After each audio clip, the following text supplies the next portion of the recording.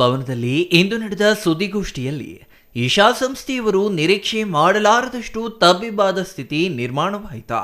ಪತ್ರಕರ್ತರು ಕೇಳಿದ ಯಾವುದೇ ಪ್ರಶ್ನೆಗೆ ಉತ್ತರಿಸಲಾರದೆ ಪರದಾಡುವ ಸ್ಥಿತಿಯು ನಿರ್ಮಾಣವಾಯಿತಾ. ಪ್ರಶ್ನೆಗಳಿಗೆ ಉತ್ತರ ನೀಡುವ ಬದಲು ಪ್ರಶ್ನೆಯನ್ನೇ ಡೈವರ್ಟ್ ಮಾಡಲು ಯತ್ನಿಸಿದ ಘಟನೆಯೂ ನಡೆಯಿತಾ.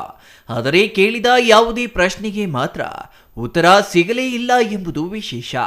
ಮೊದಲಿಗೆ ಈಶಾ ಸಂಸ್ಥೆಯ ಮುಖ್ಯಸ್ಥರು ಈಶಾ ದೇವಾಲಯದಲ್ಲಿ ನಾಗ, ಯೋಗೇಶ್ವರ, ಆದಿಯೋಗಿ ದೇವಾಲಯಗಳು ಈಗಾಗಲೇ ನಿರ್ಮಾಣವಾಗಿದ್ದು ಇದೀಗ ಲಿಂಗ ಭೈರವಿ ಅಮ್ಮನವರ ದೇವಾಲಯ ನಿರ್ಮಾಣವಾಗುತ್ತಿದೆ. ಆದಷ್ಟು ಶೀಘ್ರದಲ್ಲಿಯೇ ಈ ದೇವಾಲಯ ಪೂರ್ಣಗೊಳ್ಳಲಿದೆ.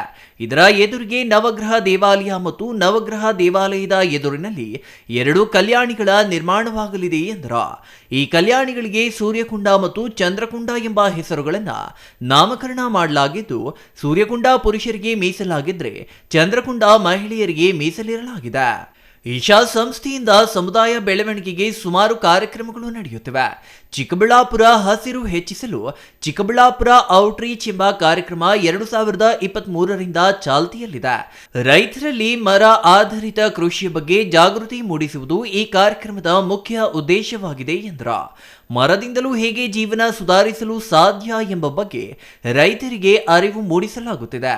ಅಲ್ಲದೆ ಈಶಾ ಸಂಸ್ಥೆಯಲ್ಲಿ ನರ್ಸರಿಯೊಂದಿದ್ದು, ನರ್ಸರಿಯಲ್ಲಿ ಸಸಿಗಳನ್ನು ₹3ಗೆ 1 ಸಸಿಯಂತೆ ಹಂಚಲಾಗ್ತಿದೆ. ಲಾಭಕ್ಕಿಂತ ರೈತರಿಗೆ ಅನುಕೂಲವಾಗಲಿ ಎಂದು ಸಸಿ ಹಂಚಲಾಗುತ್ತಿದೆ. ಜೊತೆಗೆ ಜಲಾನಯನ ಕಾರ್ಯಕ್ರಮವನ್ನು ಮಾಡಲಾಗುತ್ತಿದೆ. ಮಣ್ಣಿನ ಗುಣಮಟ್ಟ ಹೆಚ್ಚಿಸುವುದು, ರೈತರಿಗೆ ಸಹಕಾರಿಯಾಗುವ ಬಗ್ಗೆಯೂ ಕಾರ್ಯಕ್ರಮಗಳು ನಡೆಯುತ್ತಿವೆ ಎಂದರು. ಈಗ ನಡೀತಾ ಇರೋದ್ರಿಂದ ಆದಷ್ಟು ಬೇಗ ನಾವು ಇದು ಪರಿಪೂರ್ಣ ಆಗೋದನ್ನ ನಿರೀಕ್ಷಿಸ್ತಿದ್ದೀವಿ. ಇದರ ಎದುರುಗಡೆ ಬಂದು ನವಗ್ರಹ ದೇವಸ್ಥಾನ ಕೂಡ ಇರುತ್ತೆ ಈ ದೇವಸ್ಥಾನದ ಎದುರಿಗೆ. ಇದಲ್ಲದೆ ಇದ್ರ ಪಕ್ಕದಲ್ಲಿ ಬಂದು 2 ಪುಷ್ಕರಣಿ ಅನ್ನೋದಕ್ಕಿಂತ ಕಲ್ಯಾಣಿ ಅಂತ ಹೇಳ್ಬೋದು. 2 ಕಲ್ಯಾಣಿ ಕೂಡ ಬರ್ತಾ ಇದೆ. ಹೇಗೆ ನೀವು ಯೋಗನಂದೀಶ್ವರ ದೇವಸ್ಥಾನದಲ್ಲಿ ಅಥವಾ ಭೋಗನಂದೀಶ್ವರ ದೇವಸ್ಥಾನದಲ್ಲಿ ಈ ಪುರಾತನ ದೇವಸ್ಥಾನದಲ್ಲಿ ನೋಡ್ತೀರಾ, ದೇವಸ್ಥಾನಕ್ಕೆ ಹೋಗೋ ಮುಂಚೆ ಪ್ರೋಕ್ಷಣೆನೋ ಅಥವಾ ಸ್ನಾನನೋ ಮಾಡಿ ಹೋಗೋದು ಪದ್ಧತಿ ಇದೆ ಈ ಕಲಾಚಾರದಲ್ಲಿ. ಹಾಗೆಯೇ ಈ ದೇವಸ್ಥಾನದಲ್ಲೂ ಕೂಡ ಅದನ್ನ ನಾವು ತರ್ತಾ ಇದ್ದೀವಿ. ಅದೇನು ಮ್ಯಾಂಡೇಟ್ರಿ ಇರೋದಿಲ್ಲ, ಬಟ್ ಯಾರಿಗೆ ಬೇಕೋ ಅವರು ಉಪಯೋಗಿಸ್ಕೋಬೋದು. ಇದೆರಡು ಕುಂಡು ಬರುತ್ತೆ, ಅದಕ್ಕೆ ಸೂರ್ಯಕುಂಡ ಅಂತ ಹೇಳ್ತೀವಿ. ಇನ್ನೊಂದು ಬಂದು ಚಂದ್ರಕುಂಡ. ಸೂರ್ಯಕುಂಡ ಬಂದು ಗಂಡಸರಿಗೆ, ಚಂದ್ರಕುಂಡ ಬಂದು ಹೆಂಗಸರಿಗೆ. ಇದಲ್ಲದೆ ನೀವೆಲ್ಲ ನೋಡ್ತಿರ್ಬೋದು, ಮತ್ತು ನಿಮ್ಮ ಪತ್ರಿಕೆಯಲ್ಲೂ ಕೂಡ ನಾವು ನೋಡ್ತಾ ಇರ್ತೀವಿ, ನಮ್ಮ ಔಟ್ರೀಚ್ ಆ್ಯಕ್ಟಿವಿಟೀಸ್ ಇರ್ಬೋದು ಅಥವಾ ನಮ್ಮ ಕಾರ್ಯಕ್ರಮ ಸದ್ಗುರು ಸನ್ನಿಧಿಯಲ್ಲಿ ನಡೀತಿರೋ ಎಲ್ಲ ಕಾರ್ಯಕ್ರಮ ಡೀಟೇಲ್ಸ್ ಎಲ್ಲ ನೀವು ನಿಮ್ಮ ಮೀಡಿಯಲ್ಲೆಲ್ಲ ನೀವು ಪ್ರಚಾರ ಮಾಡ್ತಿರ್ತೀರ. ತುಂಬ ಧನ್ಯವಾದಗಳು. ನಿಮ್ಮಿಂದ ನಾವು ಬಹಳಷ್ಟು ಜನಗಳಿಗೆ ರೀಚ್ ಆಗೋದಕ್ಕೆ ಇದು ಸಹಾಯ ಆಗ್ತಾ ಇದೆ. ರೀಸೆಂಟಾಗಿ ಮಕರ ಸಂಕ್ರಾಂತಿ ಇರ್ಬೋದು, ಆಲ್ಮೋಸ್ಟ್ ಎಲ್ಲ ಪೇಪರಲ್ಲೂ ಎಲ್ಲ ಮೀಡಿಯಲ್ಲೂ ಕೂಡ ನೀವು ಕವರ್ ಮಾಡಿದ್ರಿ. ಈ ರೀತಿ ಎಲ್ಲ ಕಾರ್ಯಕ್ರಮ ನಡೀತಿರೋದನ್ನ ನೀವು ಕವರ್ ಮಾಡ್ತಾ ಇದ್ದೀರಾ. ನಿಮಗೆಲ್ಲ ನಮ್ಮದು ಥ್ಯಾಂಕ್ಸ್. ಕಳೆದ 2 ವರ್ಷಗಳಿಂದ 1.5 ಲಕ್ಷ ಸಸಿಗಳನ್ನು ಚಿಕ್ಕಬಳ್ಳಾಪುರ ವ್ಯಾಪ್ತಿಯಲ್ಲಿ ವಿತರಿಸಲಾಗಿದೆ. ಇದರಿಂದ ರೈತರ ಆದಾಯ %800 ಹೆಚ್ಚಲಿದೆ ಎಂಬ ನಿರೀಕ್ಷೆ ಇದೆ. ಜೊತೆಗೆ ಆಂಬ್ಯುಲೆನ್ಸ್ ಸೇವೆ, ಸಂಚಾರಿ ಕ್ಲಿನಿಕ್ ನಡೆಸಲಾಗುತ್ತಿದೆ. ಸುಮಾರು 30,000 ಮಂದಿಗೆ ಈವರೆಗೆ ಸಂಚಾರಿ ಕ್ಲಿನಿಕ್ ಮೂಲಕ ಚಿಕಿತ್ಸೆ ಮತ್ತು ಔಷಧಿಗಳನ್ನು ನೀಡಲಾಗಿದೆ ಎಂದರು.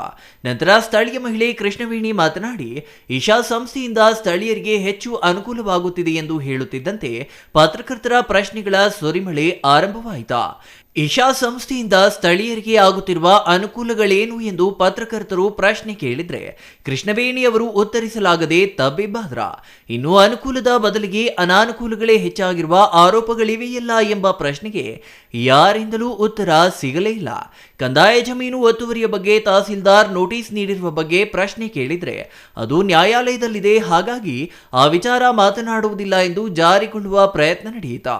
ಇನ್ನು ಈಶಾ ಸಂಸ್ಥೆಯ ಒಟ್ಟು ಜಮೀನು ಎಷ್ಟಿದೆ, ಅದರಲ್ಲಿ ಸರ್ಕಾರ ನೀಡಿರುವುದು ಎಷ್ಟು, ಸಂಸ್ಥೆ ಖರೀದಿಸಿರುವುದು ಎಷ್ಟು ಎಂಬ ಪ್ರಶ್ನೆಗೆ ವಿನಯ್ ಎಂಬ ಸ್ವಯಂ ಸೇವಕರು ಉತ್ತರಿಸಲು ಬಂದು ಜಮೀನು ಎಷ್ಟಿದೆ ಎಂಬುದು ಮಾಹಿತಿ ಇಲ್ಲ, ಆದರೆ ಸರ್ಕಾರದಿಂದ 1 ಇಂಚು ಜಮೀನು ಪಡೆದಿಲ್ಲ ಮತ್ತು ಖರೀದಿಸಿಲ್ಲ. ಸ್ಥಳೀಯ ರೈತರು ಮತ್ತು ಜಮೀನ್ದಾರ ತಹಶೀಲ್ದಾರರಿಂದಲೇ ಜಮೀನು ಖರೀದಿಸಿರುವುದಾಗಿ ಹೇಳಿದ್ರ. ಕಂದಾಯ ಭೂಮಿಯಾಗಲಿ ಅರಣ್ಯ ಭೂಮಿಯಾಗಲಿ ಒತ್ತುವರಿ ಮಾಡಿಲ್ಲ ಎಂದ್ರ. ಅಲ್ಲದೆ ಮರ ಕಡಿದೇ ಇಲ್ಲ, ಯಾವುದೇ ವನ್ಯಜೀವಿಗೆ ತೊಂದರೆ ಮಾಡಿಲ್ಲ ಎಂದ್ರ. ಪತ್ರಕರ್ತರು ಕೇಳಿದ ಪ್ರಶ್ನೆಗಳಿಗೆ ಉತ್ತರಿಸಲಾಗದೆ ಪರದಾಡಿದ ಸಂಸ್ಥೆಯ ಮುಖ್ಯಸ್ಥರು ಮತ್ತು ಸ್ವಯಂ ಸೇವಕರು ಕೊನೆಗೆ ಇಶಾ ಸಂಸ್ಥೆಯಲ್ಲಿ ಉಚಿತವಾಗಿ ಸಿಗುತ್ತಿರುವ ಸೇವೆ ಏನು ಎಂಬುದನ್ನಾದರೂ ಹೇಳಿ ಎಂದು ಕೇಳಿದಾಗ ಯೋಗ ಉಚಿತವಾಗಿ ಕಲಿಸಲಾಗುತ್ತಿದೆ ಎಂದ್ರ. ಯೋಗ ಹೊರತುಪಡಿಸಿ ಇನ್ಯಾವುದೇ ಸೇವೆ ನಿಮ್ಮ ಸಂಸ್ಥೆಯಿಂದ ನೀಡುತ್ತಿಲ್ಲವೇ ಎಂದರೆ ಮತ್ತೆ ಅದೇ ಮೊಬೈಲ್ ಕ್ಲಿನಿಕ್ ಪ್ರಸ್ತಾಪಿಸಿದ್ರ. ಕೊನೆಗೆ ಇಶಾ ಸಂಸ್ಥೆಯ ಮುಖ್ಯಸ್ಥರ ಪರದಾಟ ನೋಡಲಾಗದೆ ಪತ್ರಕರ್ತರೇ ಸುದ್ದಿಗೋಷ್ಠಿಯನ್ನು ಬರಾಕಷ್ಟು ಮಾಡಬೇಕಾಯ್ತಾ. ಅಂಬರೀಷಿಯನ್, ಸಿಟಿವಿ ನ್ಯೂಸ್, ಚಿಕ್ಕಬಳ್ಳಾಪುರ.